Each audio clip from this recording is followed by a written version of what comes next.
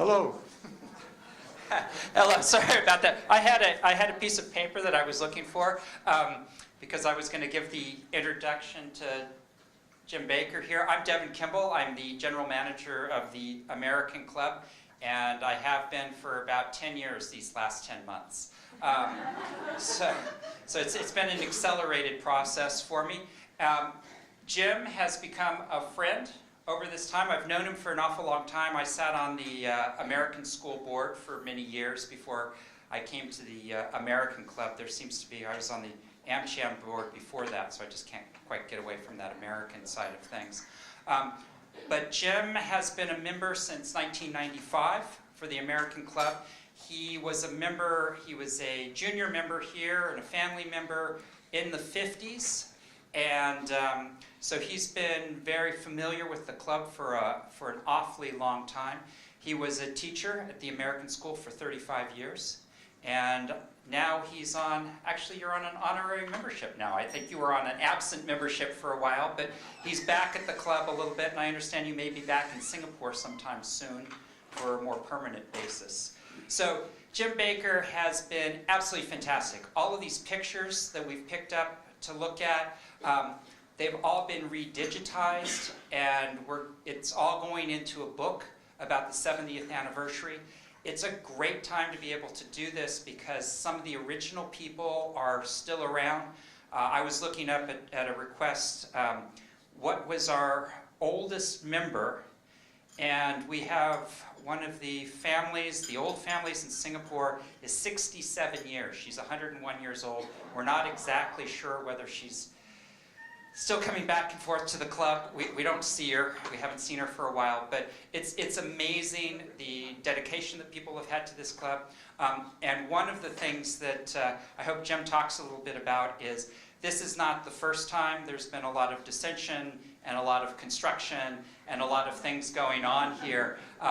And so I've actually invited a lot of the GC members because I see a lot of them here because I thought this would be quite interesting to see that everything goes in cycles. Change is inevitable. If you're not willing to accept change all the time, Jim just said to me, Singapore's the wrong place for you. So Jim loves change. He's seen an awful lot of it from right the first of the American School to pretty much the first of the American Club. And he's going to talk about that with us tonight, and then you'll be able to answer questions. Thank you so much for coming. Jim, great to see you. Correct me on all the things I've said wrong. Actually, this particular evening we're having here, I thought it was going to be something about Francis Joseph Galbraith, because this is the Galbraith room. And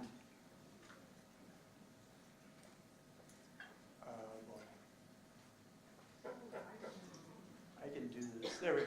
All right. Boom. Okay, two kinds of technology at the same time. Okay. And the bowling alley's next door. And so the club came to me, or at one time, they said, we want you to do a thing about the bowling alley and the Galbraith room. And I thought, the bowling alley, Galbraith room. How do you connect a bowling alley and the Galbraith room? Well, some people have seen this picture here, and well, the guy in the middle who looks like an ambassador, that's Galbraith. Pretty much.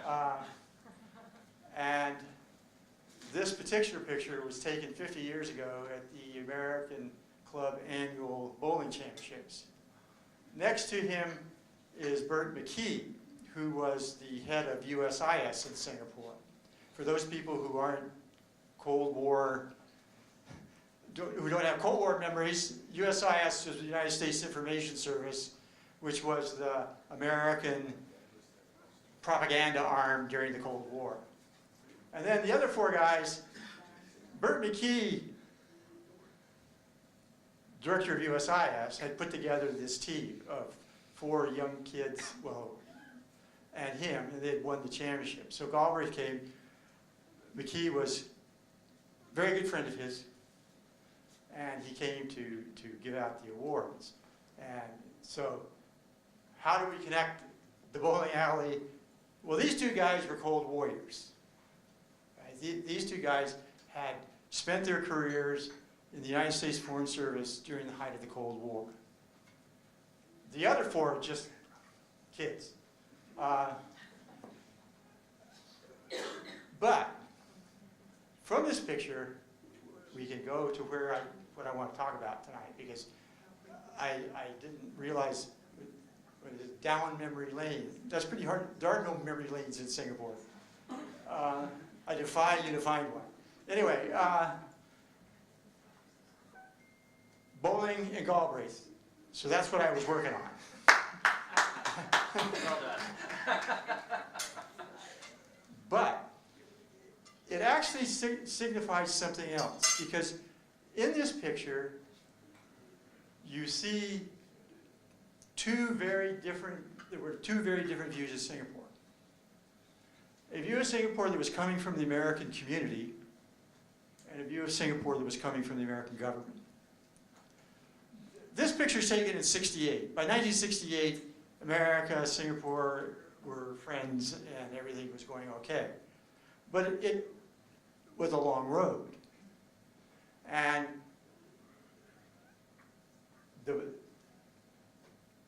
it's important to understand, I think, sometimes the role of the American club as a part of the American community and as a part of the American community in Singapore. So Galbraith arrived in Singapore in 1966. And that's also when they opened the new bowling alley at the American clubs. And they almost arrived in Singapore at the same time, where the club had opened up a new 8-lane bowling alley. Galbraith arrives. This is 2 years later. And people forget sometimes. The American governmental relationship with Singapore was a very rocky road for many years, especially the relationship between the PAP and the United States Consulate and the United States Embassy, which was a totally different relationship than with the community.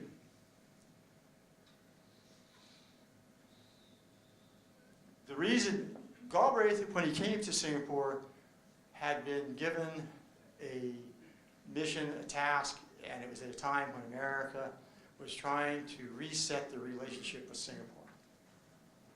This was a year after independence. America had not sent an ambassador to Singapore yet. He was the first ambassador, and this is over a year after Singapore became independent. And one of the reasons there was no new ambassador was both sides were deciding how to deal with each other. As late as 1966, before Galbraith arrived, the American embassy in Singapore was writing back to DC about the fact that they saw Singapore as anti-American, and that the relationship with Lee Kuan Yew and the PAP was going to be difficult because of their anti-Americanism, which they probably had every right to be, because the relationship between the People's Action Party and the United States government was one that was, if you go back into the 1950s, and the reason you have to go back to the 1950s is to understand the two positions, the community and the official part of the official representation of the American government in Singapore. 1950s, if anybody's read Singapore history, were an incredibly tumultuous time. Anybody who lived here in the 1950s remembers island-wide curfews, remembers strikes, riots, a time of great turmoil in Singapore, and especially in the mid-1950s. 1955, 1956 were the 2 years where you saw the most violence and the 2 years where you saw the most strikes. So if you follow the 1950s to 1955, 1956, and then after that it begins to taper off, those kinds of things begin to decline, except in '64. And so the American CIA, or the American consulate in Singapore, was convinced that Lee Kuan Yew was a dupe of the communists. And them listening to the rhetoric in the streets at that time, they were convinced that Singapore was on its road, was on a road to a communist state eventually. And they felt that Lee Kuan Yew could not control the PAP, and eventually the communists would take over. It's one of the most amazing things. You hear them use Cuba as an example. And you go, the only thing that Cuba and Singapore have in common is they're both islands. Yeah. But anyway, the CIA worked hard to keep the PAP from taking power. It provided resources and it provided help to the PAP's opponents as Singapore was moving towards self-governing. Sometimes we forget that Singapore became self-governing in 1959. That when Singapore became independent, the PAP had already been running Singapore for 6 years.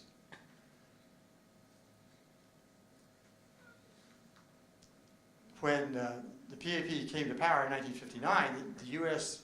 consulate had gone to the British and had said to them, look, if the PAP wins the election, we want you to suspend the Constitution. In other words, to not recognize the election. And the British told them to go fly a kite. Because the British had a very different view of Singapore and the PAP and of Lee Kuan Yew than the Americans did, especially the CIA. So they had actively worked against Lee and his group, which obviously would have some bad feelings as they went down the road. And they had, even in 1959, during the election, they had found U.S. funny money in people's accounts and stuff that the PAP had used as an issue during the 1959 election. So the PAP takes over. The very next year, the Americans were convinced that the British, MI6, weren't giving them the straight scoop. They were convinced, too, that the British didn't have the right view of Singapore, that they liked Lee because he had gone to Cambridge, and they weren't good enough in the Cold War, you know, that they had to crack down harder on these communists. So that after the election in '59, they tried to buy off a special branch officer here in Singapore. And so, because they didn't trust the British sources, British MI6, who had run the place for over, anyway.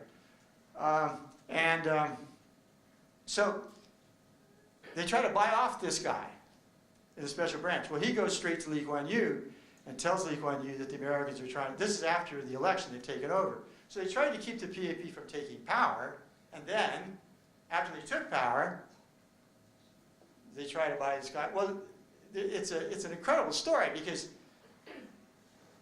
this guy tells Lee Kuan Yew, so they set up a trap where they're going to catch the CIA with the goods. They bring a guy down from Bangkok with a lie detector test. And so he's going to take the special branch guy and put him in a lie detector because he's going to be the American asset. And at the corner of Orange Grove Road and Orchard Road, there have always been flats there. And the ambassador's secretary lived in an apartment there. So the guy from Bangkok comes down, the CIA guy from Singapore comes down, and the special branch guy, the Singaporean, goes to meet them. And the whole thing is set because everybody, the Singapore police are waiting to bust them. And the guy from Bangkok brought down a lie detector test with the wrong power. You know, welcome to the CIA, right? They hadn't even looked ahead. What kind of power? You know, because Thailand had like U.S. kind of power and Singapore had American kind of power with the plug 110, 220 stuff. And they plug in the lie detector test and it blows the lights in the whole apartment complex. And then in come the cops. And it's like something out of the Pink Panther. And they arrest these two American guys. And they detain them. Well, the U.S. State Department now gets involved. And they go to Lee, and they want their guys. And tell you what, if you give us your guys, we'll give you aid. And then they went as far as they offered Lee himself money if he would release these two CIA agents. Well, they had fought against the PAP, and then after they became in power, they disrespected Lee because Lee was insulted by it. Who do you think I am? You buy me off with a little bit of money here and there, and it really upset him. And there were other times after that, in the next few years, where Lee felt disrespected by the Americans, that the Americans didn't take him seriously, that for some reason he was a third world, this guy ran the fourth largest port in the world, a source of important raw materials for the United States, an incredible source of foreign exchange for Great Britain. I mean, Singapore was an important place. And the American government didn't get that memo. Or they did, but they didn't know how to deal with it. So when Singapore becomes independent in 1965, when they leave Malaysia, because they had joined Malaysia for a couple of years, but Singapore becomes independent in 1965, a month after independence, a press conference of Commonwealth correspondents are talking to Lee. And he actually then goes after the Americans. And he says the Americans have no wisdom. They don't know how to deal with the rest of the world. They're like a bull in a china shop. And he went on and on in public. And he said, if the British ever leave our bases here in Singapore, we'll give them to the Soviets before we let the Americans have them. Well, obviously today we know times change, right? And it was kind of a shock, right, that how vehement he was. And you could make a case he had every reason to be, because then the Americans denied it. The consulate goes to the press the next day and says, no, it never happened. And then the next day, Lee comes back to the reporters with a letter from Dean Rusk, Secretary of State of the United States, apologizing for the incident in 1960 when he became Secretary of State in 1961. He had written Lee a letter apologizing for the incident. So now the Americans looked really stupid. That was how things had begun, right? And the relations between America and Singapore were not very good at all. Well, if you go from 65 into 66, the Americans are in Vietnam, the Cold War is raging, and the Americans decide that we've got to do something to reset our relations with Singapore. And at the same time, Singapore also, because the British were making noises about leaving the bases in Singapore. And so they were, what are we going to do about it? Because people forget that there were 50,000 British troops stationed here until the mid-1960s. Singapore was a garrison town. One of the reasons why a place like the club existed at that time was social life in Singapore revolved around places that were mainly set up for guys who were in the military and were single and were coming off ships and stuff like that, except for a few hotels, like the Raffles, the Adelphi, the Seaview. So anyway, things were not good. Well, that's Burt McKee and Galbraith. What's that got to do with bowling? It is interesting to see the American community at this time, because this was what was coming from the consulate and from the State Department and from the CIA. The American community had a totally different view of this. If you talk to American, I mean, if you just take, for example, 55, 56, the worst times, when literally people who lived in Singapore at that time remember the curfews, where you'd go days and days at a time when you would get an hour off in the morning to go shopping and then an hour in the evening. Besides that, the island was under curfew. British troops were in the streets, the police were in the streets. There's violence. In one of them, an American reporter was killed in one of them. And violent strikes, violent demonstrations. While that was going on, the American community bought Scotts Road in late 1955, built the new club, at that time the new club, because it moved from the Cathay building to Scotts Road, and opened the Singapore American School. So in the middle of all of this civil disorder, in the middle of all of this turmoil, the American community had a far different view of the future of Singapore than the American government did. And they were putting their lives and their reputations on the line to build these institutions. When the American Club bought this land, there was no such thing as the American Club as a legal entity. It was a subsidiary of the American Association. And the American Association wasn't even a registered society in Singapore, because the British had given them an exemption like in 1920 or something. And so when they bought this land that the club sits on today, it was the officers of the American Association and the officers of the American Club who signed it. In other words, they put their own names and reputations on the line to buy this place. And no American bank would give them money. They get the money from the Hong Kong Bank. Because the president of the club, the guy who would become president of the club at the time,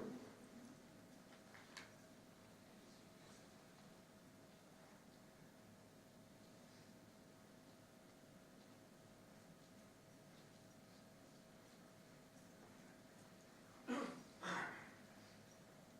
can do this. There. Okay. The guy who's there with black socks on, kind of geeky looking guy, right? This is that old bowling alley. This is the original old. Look in the corner. You see the fan? This wasn't even aircon. And then when they put aircon in, they had like 3 wall units trying to air condition a 4-lane bowling alley.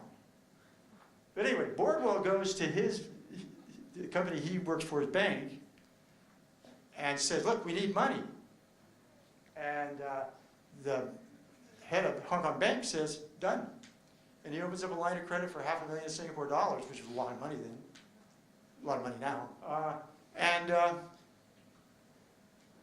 he says, because they had no collateral, they had no legal entity per se that was going to sign this, and he says, I have faith in the American community. And he lends him the money to buy the land here and build the original club building. Well, that says something about the people the American community at the time. At the time that they bought the land, there were probably about 400 Americans in Singapore. It's hard to tell because they count the missionaries and stuff like that at the time. But probably 400 to 500 Americans in Singapore at the time who signed on to build this place. Because they believed in the future of Singapore. And there's an anecdote from the early years of Scotts Road that kind of points that out, how they saw things differently. Because I was fortunate that I got a chance to talk to some of these guys in the late 1990s and the early 2000s or whatever. They told, the story I heard was about the kitchen at the American Club. And when they moved here, literally the treasurer of the club was keeping the club's books, paying the bills, depositing the members' dues, right? So this guy had a real job, right? And he was also keeping the books of the club. And so they decided to contract out the kitchen, and they contracted it out to cold storage. Well, this is the American Club, right? Well, at that time, there were only two places in Singapore you get a hamburger. Cold storage snack bar and the American Club.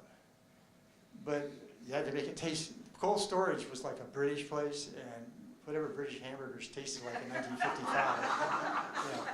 If you've ever been to Wimpy's. And so, in actual fact, as they built the menu, ladies from the American community would go into the kitchen and teach these guys how to cook American style. Because they were these Hainanese guys, you know, Hailam guys, you know, and they had been trained to cook by the British. So, British cuisine, right? And then that was an oxymoron, yeah. And so these guys had been trained by the British. And so the food they were cooking up was not American food. So these mothers go into the kitchen and teach these guys how to cook American style. And they were quick studies. And before you knew it, I mean, the food tasted like American food. And every time they'd add something to the menu, right, they'd go grab somebody's mother or you know, taste this. I mean, anybody who's been to the American school and tasted Mr. Ho's food, Mr. Ho comes up with stuff sometimes. I remember when he introduced enchiladas. And it didn't taste like enchiladas. It was good. It tasted good. But Ho had no idea what an enchilada was supposed to taste like. So he went, okay, there. Looked like it? Fine. But these guys come to Boardwell after 2-3 years and say, look, you guys are getting cold storage to do this. You're wasting money. We'll do it for less. At that time, the club had a union. And the union was a branch of one of the most radical unions in Singapore. And in 1956, they called for strike action because one of the cooks had been insulted by the club secretary. And so they were going to go out on strike. And these same guys, right, come in and say, look, let us do the contract. And so they, why not, right? And so the point was, the anecdotes about the fact that these guys belonged to a radical union, but when they had the chance to become entrepreneurs, they grabbed it. And many of the Americans in the community at the time were in business. They were dealing with Singaporeans, and as their eyes, capitalism was in Singapore's DNA. And they could not foresee any kind of communist future. And they believed that, and obviously they were right. And so, as time went on, that thing still happened. The women of the American Club would go in and teach these guys how to cook American style, and everybody was sure that they were born, you know, somebody back there used to work at McDonald's or something. But once again, the bowling alley. Because there's a very unique thing taking place here. The bowling alley moves from this 4-lane alley to an 8-lane alley in 1966. And if you were a member of the club at the time, say the mid-60s, 60s, 70s, 80s, how much bowling was at the heart of the American club. Every night, you would have leagues going on. You had leagues every night. You had a junior league on Saturday morning. You had women's leagues on 2 mornings. 1 in 3 club members bowled in an organized league. Well, why is that significant? As historians, we look at different kinds of history. We look at economic history and political history, but it's a part of the social history of Singapore. I don't want to take this too far because we're still talking about hundreds of people. But in that bowling alley, you had Singaporeans and Americans socializing. And think about the kind of sport it was, right? I had one of the older members tell me they liked it because you could drink, you could gamble, and you could socialize and play a sport all at the same time. And they thought they'd died and gone to heaven. But the social nature of bowling, where you have 5 people on a team and all the alleys, brought together Americans and Singaporeans in a social setting. And I would maintain that there was no equivalent to it. Glenn Wood, who was the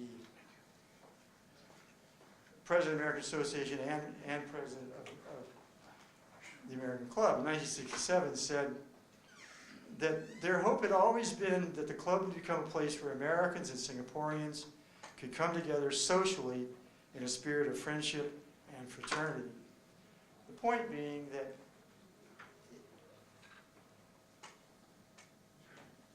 I told the story to somebody once, but they were the elite of Singapore. Well, that doesn't mean they didn't exist. But Americans and Singaporeans on a regular basis. And then another social dimension of this was Saturday night in the Manhattan Room, which was, Manhattan Room at that time was the main restaurant. And they had a band and a bar and a dance floor. And Saturday nights would be packed out, Americans and Singaporeans socially interacting. And why is this a big deal? If you knew Singapore in the 50s, the Tangan Club didn't accept an Asian member until 1962. The clubs of Singapore, the Tangan Club, the Cricket Club, the Golf Club, the Swimming Club, were all for whites only, or Europeans. You couldn't even bring somebody as a guest. The first American school graduation was held in the Manhattan Room in 1959. And the first graduate was Chinese. She couldn't have walked into the Tangan Club. And so the opportunities for social, because these men interacted with Singaporeans in business, but the opportunities to socially interact at the American Club was important. And so they had their view. The people that they did business with, the people that they socialized with, they had no fear of what was coming down the road, because they believed that Singapore would get through it, that Singapore would end up like it always. It was a nation of immigrants. It was aspirational. Although there's another dimension to the bowling alley, because this is one end of the bowling alley. On the other end of the bowling alley, because the pins were all set by hand, okay? So in the back of the bowling alley, you had pin boys, they were called. And you had a group of about 8 to 10 Malay guys who set up the pins. After you bowled, they got them and put them in place, and then that was their job. While the parents were bowling in the back, you had teenagers smoking cigarettes and gambling. There was like a running blackjack game back there. And so some of the junior members were at the back of the bowling alley smoking cigarettes and gambling with the pin boys. While there was a different kind of socialization. In fact, I mean, you can't imagine in today's security. The American Club was open. Anybody could walk in off the street. The way the building was built, it had no doors. And teenagers took advantage of that, where if you know, the whole idea about sneaking out, right? You tell your mother, I'm staying at your house, you know, I'm staying, but then, and Singapore, especially for American young males, it was a really interesting place. But what did you do when everything shut down, right? You go to Boogie Street, and then after Boogie Street shut down, where did you go? The back of the bowling alley. And literally, on the weekends sometimes, especially when American ships were in town, because when the American fleet was in town, You could go into town and get sailors to buy you all sorts of stuff. And they go sleep in the back of the bowling alley, because that's where the pin boys slept, in the back of the bowling alley. And you had this like mini kampung in the back of the bowling alley. So you had two kinds of socialization taking place at the same time here. Obviously, this side of the bowling alley was more important.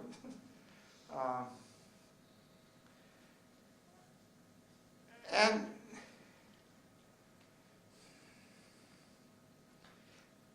for 30 years,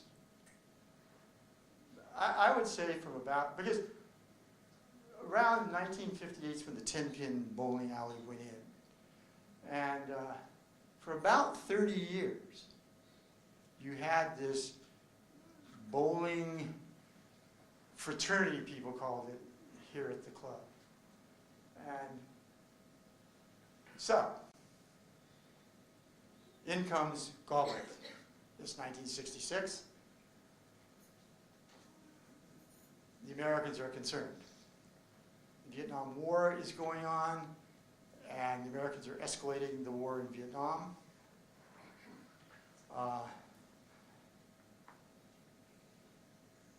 The belief was something had to be done about Singapore. And McGeorge Bundy, who was Lyndon Johnson's national security advisor, came through Singapore in early 1966.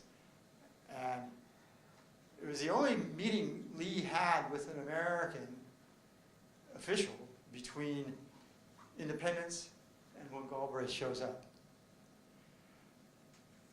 But the Americans are sending feelers out there. And for Singapore, Singapore is also looking at a reset in relations with the Americans, because the fear was the British were going to leave the bases, and they felt alone, a Chinese island in a Malay Ocean, and they felt threatened.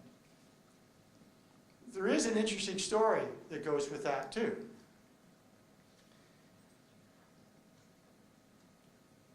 The PAP's rhetoric, when they had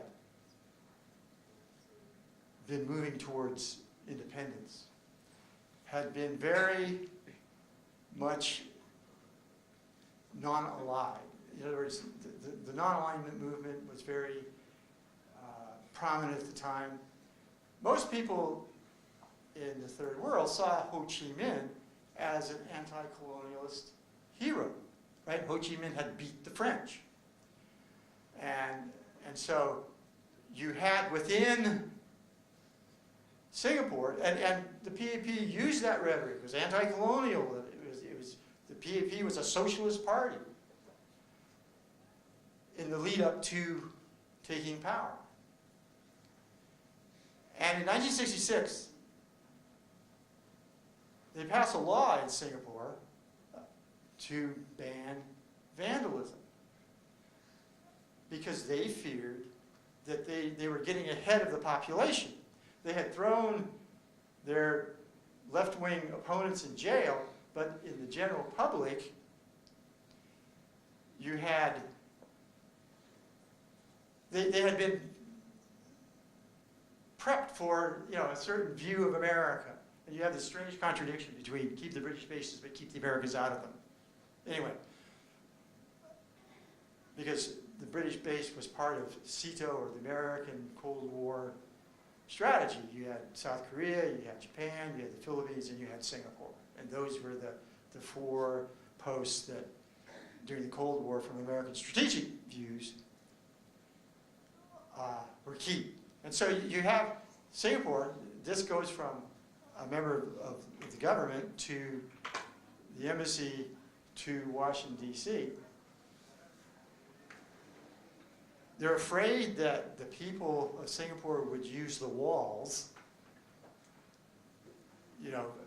and use Vietnam as an issue against the PAP, the remnants of the left. So they passed this law that included caning, jailing for vandalizing walls and stuff. And they told the Americans at the time, we're doing this because we're getting ready to reset our relations with you, and we don't want these things, this is because we're becoming friends with the Americans. Well, obviously, anybody who was in Singapore in 1992 would see the results of that law, when a guy named Michael Fay ran afoul of them. So when Fay gets busted in 1992 for vandalism, the laws that he broke were laws the Singapore government put in place to try to ease their relationship with America, which ended up, obviously, in 92, hurting their relationship with America. Some people would say it was delicious irony.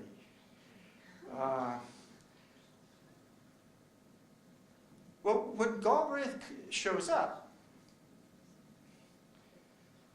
there had been very little contact between the U.S. Embassy and the Singapore government. The feelings were strong, and Lee calls Galbraith in and has a meeting with him. One of the problems you have is that you only have one side of the meeting. When Galbraith writes back to D.C., the Singapore side, I'm not sure you'll ever see some of those minutes of those kinds of meetings. And it becomes a point where the community and the embassy finally end up on the same page, where Galbraith comes out of the meeting and writes back to D.C. and says, I think that the man is a pragmatist, and I think that the man wants to repair relations. And so that's when Lee is invited to Washington, D.C. in 1967. And the Americans roll out the red carpet for him. Because there are other issues that, from the Singapore side, that they were interested in. One was R&R for American GIs coming out of the Vietnam War. Some 26,000 American soldiers over a period of 2 years would come to Singapore for R&R. And he also wanted to get a slice of the ship repair and logistics support for Vietnam. As if the British were leaving, this was a way to help plug the gap in the economy. So both sides had interests. The Americans, Lyndon Baines Johnson was desperately looking for help or support in the American war in Vietnam. They actually wanted Singapore to send troops to Vietnam. And Lee had pretty much decided that the American war was a positive thing. And so, in Johnson's eyes, he had an Asian leader who was willing to support his efforts in Vietnam. And when Lee goes to see him, what Lee wants, though, were American security guarantees. It's really amazing at that time that his great fear was Indonesia and Malaysia. And he wanted the U.S. government to guarantee Singapore's sovereignty against those two countries. Why Malaysia would want to bring Singapore back into Malaysia? Who knew? Why would they want to go there even? The idea that the Malaysian government would want to bring some 2 million Chinese back into the Malaysian state. But that was their outlook. Well, they didn't get the security guarantees, but they got they agreed to the R&R, they agreed to ship repair, logistics, supply, and in many ways, it was a key bridging point for Singapore's economy, as the British left. The American War in Vietnam was beneficial to Singapore economically. A lot of people don't realize that. So he goes in 67, and in 1967, the Americans roll out the red carpet. I mean, they give him the full treatment. And he comes back to Singapore and speaks at the 50th anniversary of the American Association, and that is actually broadcast on Singapore media. The speech he gave is an incredible turning point in America and Singapore's relationship. But it's at the American Association. These people had been waiting for this for some time. And so a lot of people don't realize that a year later, in 1968, Lee went to America for 2 months. Lee took a sabbatical. and went to Harvard and spent 2 months at Harvard and then spent time traveling in America. In his eyes, right, if we're going to get close to these guys, I need to try to figure them out. Because his Western frame of reference was obviously Great Britain, and that's where he'd gone to school and that kind of thing. And so in '68, he goes, spends 2 months in the States. I mean, the idea of a prime minister taking a sabbatical, I mean, I know a leader that I would like to see take a sabbatical. Or go back to school. I wonder what happened if Trump went to Harvard. Anyway,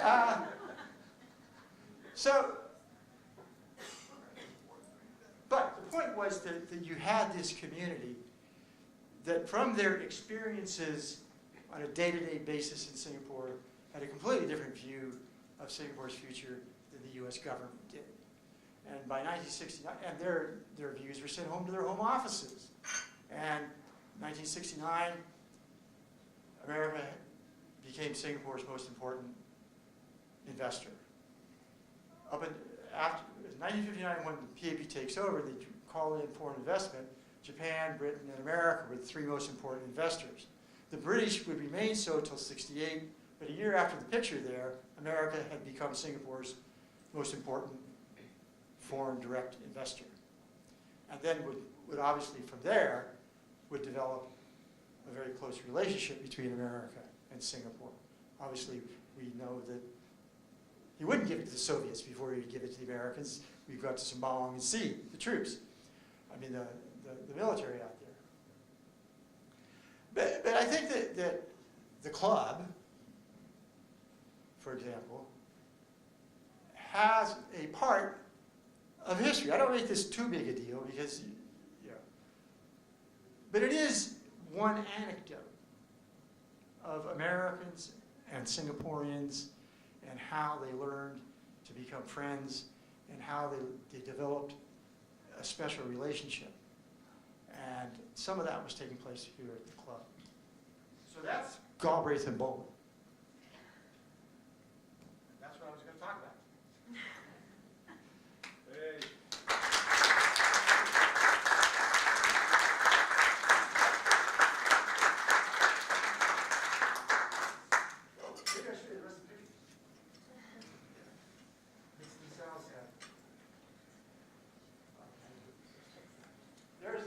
That's Galbraith and Lee at the American Association 50th anniversary, 1967.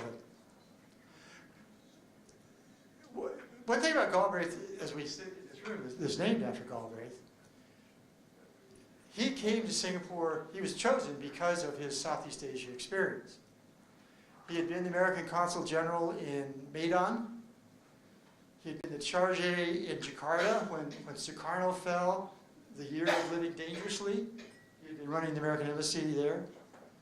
He spoke fluent Malay, and he had gone back after Jakarta to the State Department and was an assistant undersecretary of state for Pacific Affairs.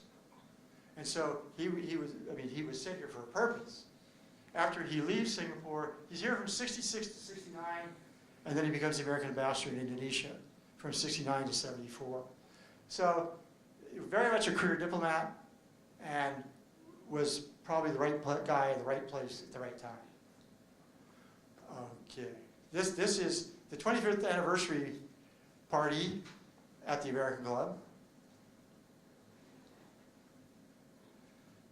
This is an article from the newspaper when the American Club opened in 1948. And the article is talking about the fact that it was going to be open to all races.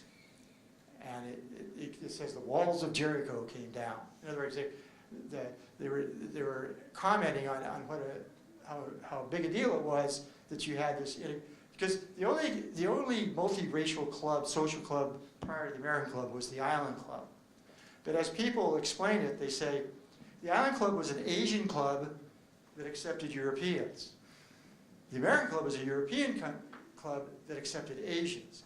And people saw that very differently. They were two different things, two very different things. The idea that a European club would have membership open multiracially. One of the American school was multiracial. And one of the reasons why the club was important to American school students was that it was a place you could go where you could be together with people of other races and nobody cared.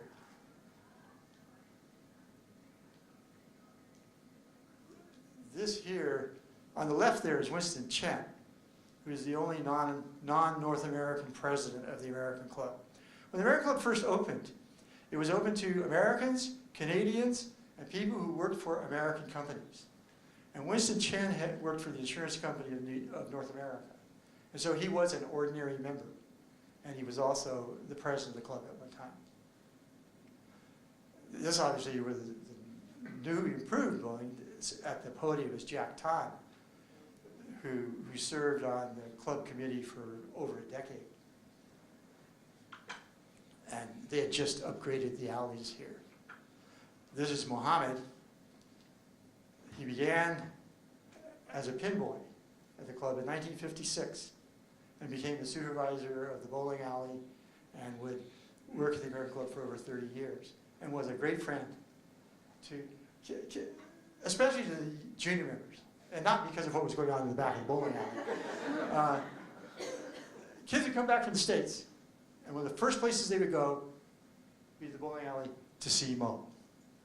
He wasn't a very good Muslim, but he was everybody's friend. And sometimes, I mean, he socialized with the people who bowled, and a lot of times after bowling was over, he'd go out on the town with people. Like I say, he wasn't a very good Muslim. Well, I don't know how that got. That's the American Club women's tennis team in 1982 when they won the Singapore team championship. I think this picture here shows the nature of the bowling fraternity. On the far right there is a guy named Jesse D, who was one of the top bowlers in Singapore for about 20 years. He was Filipino. He was an ordinary member because he worked for an American insurance company. On the second from the left, the lady second from the left, was Nikki Ko, who was one of the top bowlers in Singapore for almost 30 years. It was amazing how long she was worldwide ranked.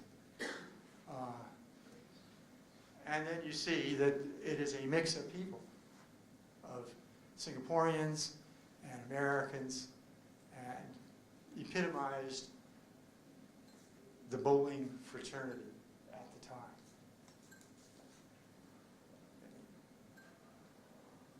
Anyway, those are the pictures.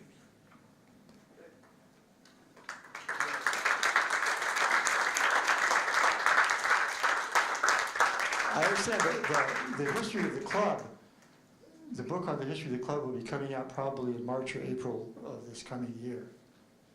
Yeah. Fill in something that you said.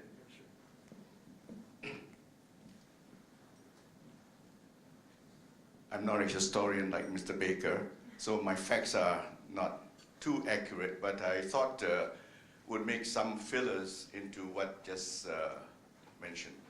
Well, I've been a member here since 1965.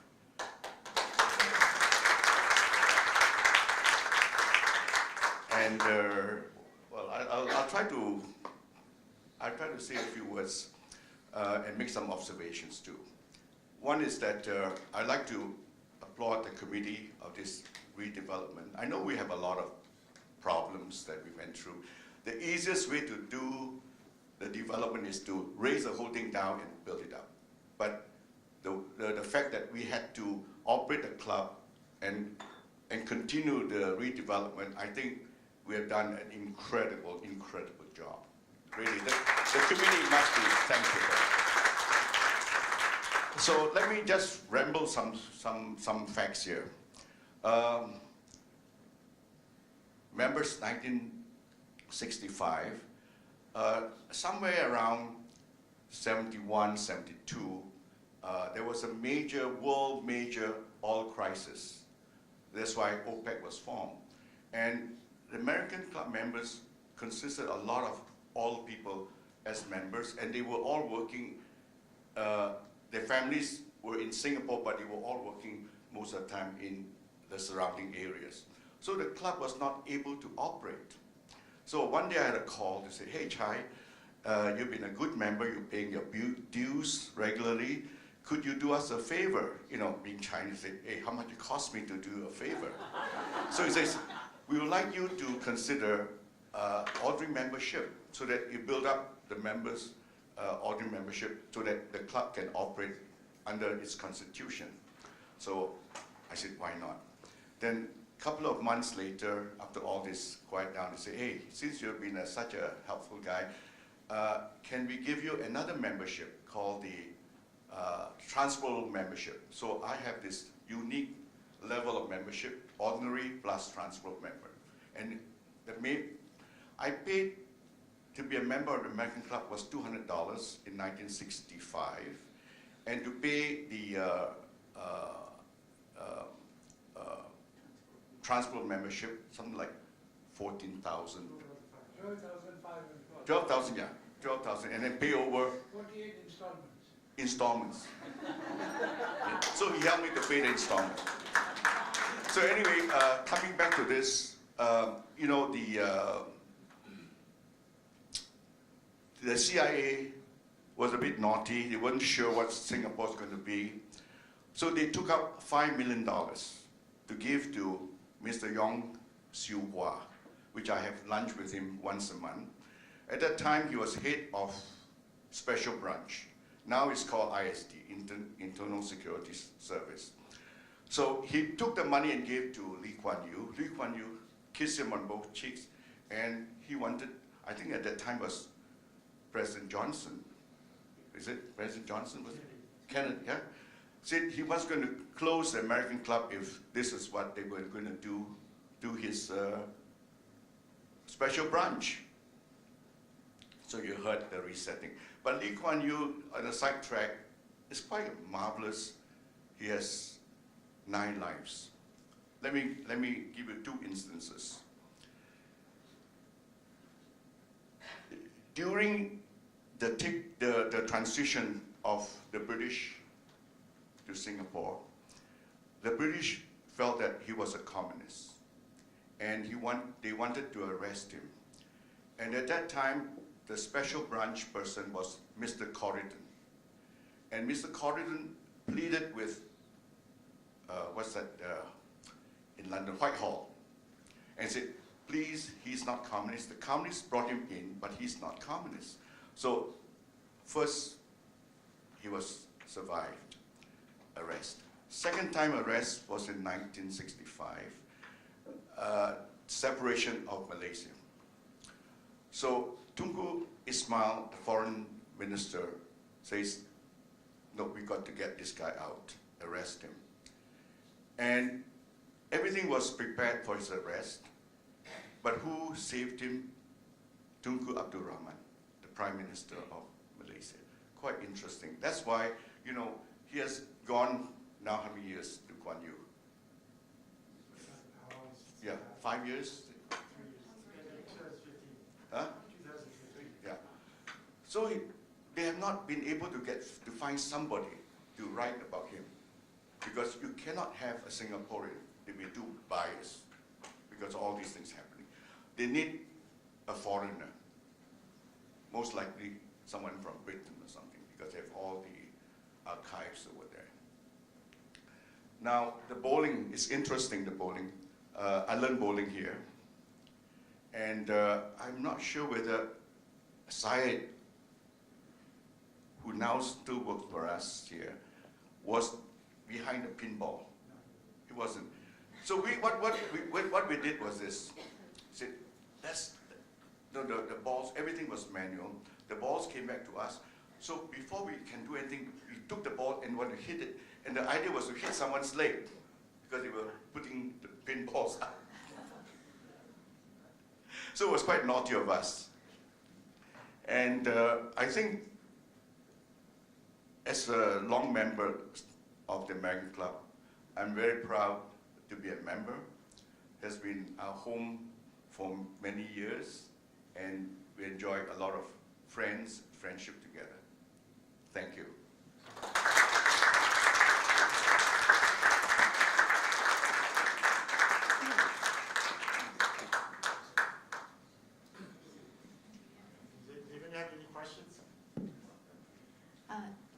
questions for Jim? That was very interesting sharing. It's been a very interesting journey working with Jim. In commemoration of our 70th birthday, we have engaged Jim to archive the club's history. And as he mentioned earlier, he's actually writing the different chapters of the book, and he's going to cover the club history from 1948 till 2010. And we will then write the current history as well, including the current redevelopment. And so look out for the book sometime after the middle of 2019, if we capture the current history as well. This is just the first session. The idea is to bring excerpts from our history to the forefront and share that with the membership during the year of our 70th birthday. If you have any other questions for Jim, feel free to stay back. There's more food and drinks outside. Enjoy the rest of the evening. We're going to be around till about 8:30. Thank you.